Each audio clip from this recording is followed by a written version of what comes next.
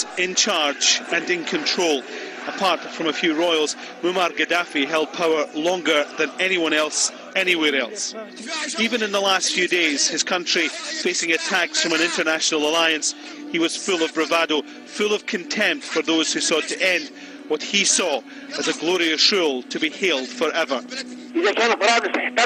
If Tripoli was to burn, like Baghdad did, why would you allow for this to happen? How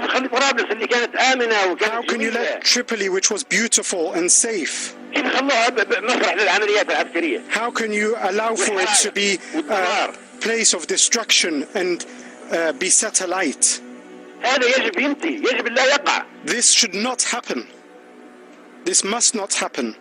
And joining us to talk more about the CIA's possible role in Libya from Washington, former CIA counterterrorism analyst Michael Scheuer. Michael, thanks for being with us this morning. You're welcome. So there are reports out, again, that the CIA is on the ground in Libya, contacting and vetting the rebels. Is this setting the stage to arm them? I don't think there's any other possible reason for it. And the president clearly has sent the agency in to find out who he is supporting and to see what kind of material, human material, we would have to work with if the president decided to arm and train these people over the longer term. Yeah, and you're concerned about this prospect. You think it could become another Taliban situation for the U.S. What, in your mind, is the worst-case scenario here? Well, Libya has been very strong in sending young men or having its young men go overseas to fight in Islamic insurgencies in the Balkans, in Chechnya, Afghanistan, especially Iraq, when the height of the fighting was there. Those that don't get killed, of course, go home. And I think the core of the resistance, whatever little military ability they have, is probably made up by people elsewhere we would call mujahideen.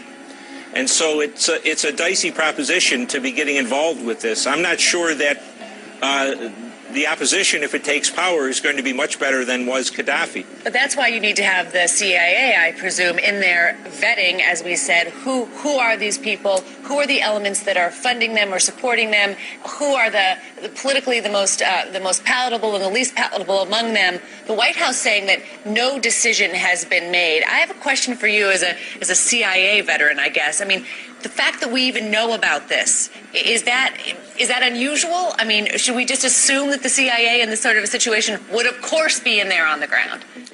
What's the alternative if we don't arm the rebels and they're clearly outmanned and outgunned by Gaddafi's forces? What's the better solution here? The better solution was, as Mr. Paul said, never go at all. This was none of our business. But I think what we're seeing is the string is playing out. We threatened Gaddafi, and that didn't work. There's an arms embargo and an economic embargo. That didn't work. There was a UN resolution, and that didn't work. Aerial bombing has continued and has impact, but it hasn't defeated him. Now we're at the stage where we're going to apparently try to train and arm the resistance. That takes a long time. I don't know if we have that time against Gaddafi. What we're seeing is the president putting himself into a corner where his only option is ground troops.